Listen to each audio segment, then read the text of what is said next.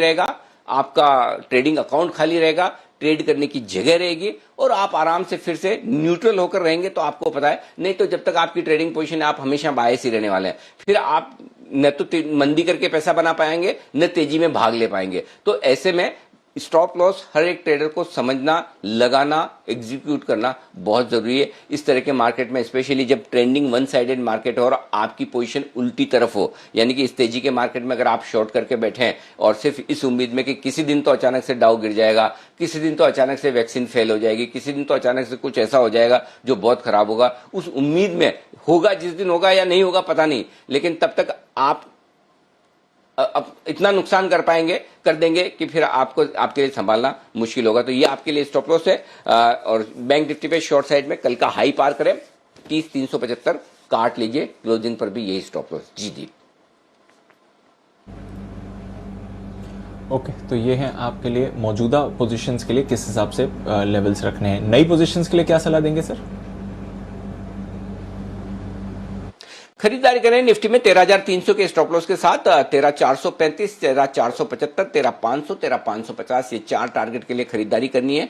Aggressive traders short कर सकते हैं 13,475 से 13,550 की रेंज में। बहुत अगर आप ऐसे ट्रेडर्स हैं कि भाई रिस्क नहीं लेना चाहते हैं तो 13,500, 13,550 की रेंज में बेचें। एग्रेसिव है 13,475 से एक लॉट बेचना शुरू कर सकते हैं। 13,600 का स्टॉप लॉस लगाइए। 13,435, 13,400 और 13,350 इन 3 टारगेट के लिए आपको करनी है बिकवाली। एक बात और बता दूं, जब निफ्टी और बैंक निफ्टी में मैं जो भी लेवल्स दे रहा हूं वो लेवल्स स्पॉट लेवल हैं, कैश लेवल्स हैं, फ्यूचर्स के नहीं है, पहली बात। दूसरी बात, हर एक लेवल में निफ्टी में आप 10-15 पॉइंट का ऊपर नीचे का मान के चलिए। मसलन 13,350 कह रहा हूं, लेकिन एग्जैक्ट लेवल जो काटने का आता है वो 13,360 आता है। तो 10-15 पॉइंट ऊपर नीचे आप अपने हिसाब से देख लीजिए। टारगेट के 10-15 पॉइंट नीचे ही आप प्रॉफिट बुक कर ले, टारगेट के 10-15 पॉइंट ऊपर से ही आप खरीदना शुरू कर रहे हैं। बैंक निफ्टी में ये जो 10 से 20 पॉइंट का आपको एडजस्टमेंट अपने हिसाब से अपने दिमाग से निफ्टी में जो लगाना है, बैंक निफ्टी में यही एडजस्टमेंट 25 से 50 पॉइंट का लगाना है। मतलब आपको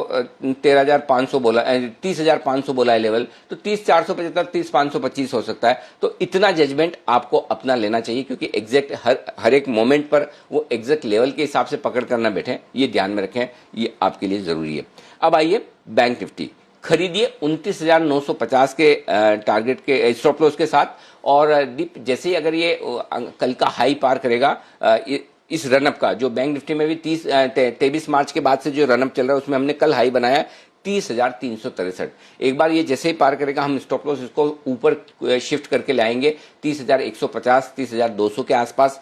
टारगेट आपके होंगे 30,425, 30,350 तो है ही है, खैर 30,425, 500, 625 और 825 ये टारगेट के लिए आपको बैंक निफ्टी में करनी है खरीदारी।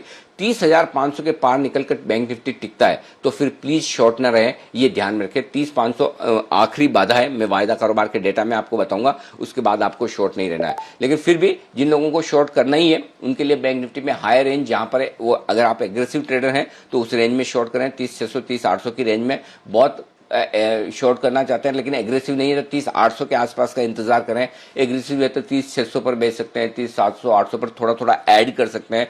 30,900 का स्टॉप लॉस होगा आपका।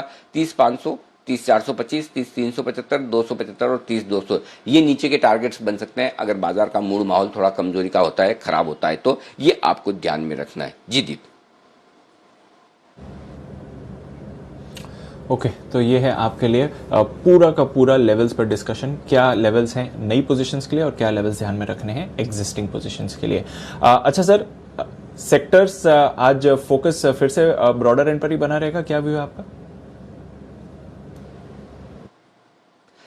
दीप बिल्कुल, कैश मार्केट के स्टॉक्स में ही पूरा एक्शन है और वहीं पर आपको ध्यान में रखना है। ये स्टॉक्स अभी भी चलेंगे, मिड कैप स्मॉल कैप शेयरों में भरपूर एक्शन आज के लिए भी रहने वाला है, तो वहीं पर हम भी मौके देखेंगे और कुछ अगर अच्छे स्टॉक्स मिले तो आज के 2000 में भी आपको डेफिनेटली वहां पर स्टॉक्स मिलेंगे।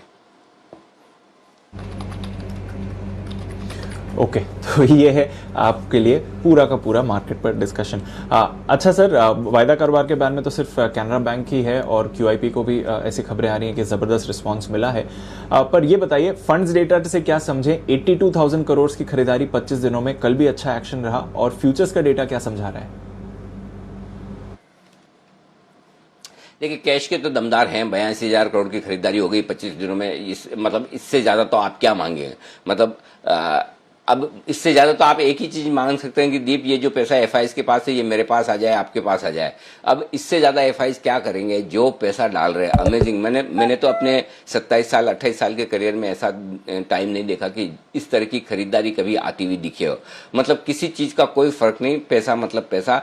और जब तक ये डॉलर बरस रहे हैं तब तक ठीक है, चल रहा है मार्केट, चलेगा भी। और अभी इसके शांत होने के, खत्म होने के, रिवर्स होने के बाद पता नहीं इसे ये कौन सा कुआं है जिसमें से इतना पानी निकले जा रहा है और वाटर लेवल नीचे आता ही नहीं। ये वैसा वाला मामला है कि आपको जितना निकालना है अनलिमिटेड, वो बोलते हैं अक्षय पात्र जैसा है, जितना निकालते जाओ कम नहीं होगा, उतना को उतना आपके लिए वापस आता हुआ दिखे। तो वो सिंपल चीज है। तो 2900 करोड़ की कल भी कैश में खरीदारी हुई है।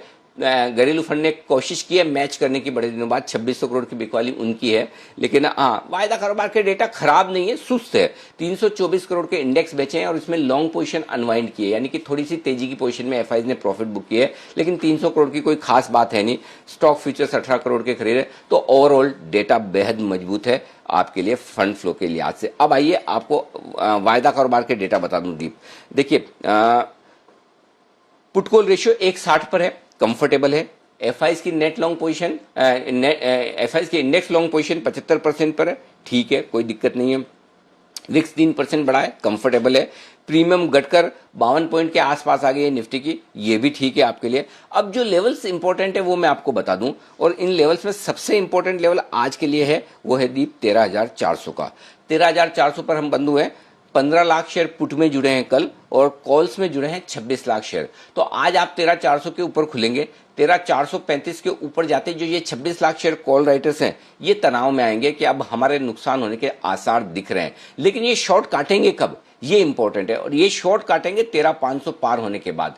13,500 जब तक पार नहीं होगा तब तक ये शॉर्ट नहीं काटेंगे। और 13,500 पार होने के बाद काटने की वजह ये होगी 39 लाख शेयर 13,500 के कॉल्स में, जो कि हाईएस्ट ओपन इंटरेस्ट है। और जैसे ही ये पार हुआ फिर तो आग लगेगी। फिर 13,400 वाले भी काटेंगे, 13,500 वाले भी काटेंगे, और एग्रेसिव शॉर्ट कवरिंग 13,500 के ऊपर होने के। और देखिए एक मनोवैज्ञानिक स्तर भी होता है राउंड फिगर में, 13,000, 13,500। तो ये लेवल पार करने के बाद बाजार में आपको अच्छी तेजी और बनती हुई दिखेगी। तो 13,500 का इंतजार करें, और 13,400 आपके लिए निर्णायक लेवल है। एक और चीज इंपॉर्टेंट है, 13,400 के पुट में 10 लाख शेयर कल ही जुड़े। हाईएस्ट ओपन इंटरेस्ट किसी भी एक स्ट्राइक पर जो एडिशन हुआ है पुट या कॉल में, वो 13,400 पर हुआ है। इसका मतलब ये कि आज 13,400 होल्ड करने की कोशिश बुल्स जरूर करेंगे, पहली चीज। दूसरा, इमीडिएट सपोर्ट जो है वो 13,300 पर है, 33 लाख शेयर। इमीडिएट रुकावट 13,500। तो 200 पॉइंट की रेंज है आपके लिए, 13,300, 13,500, उसके बीचों बीच में 13,400 आप वहां बंद हुए, और वही आपके लिए निर्णायक लेवल है आज के लिए।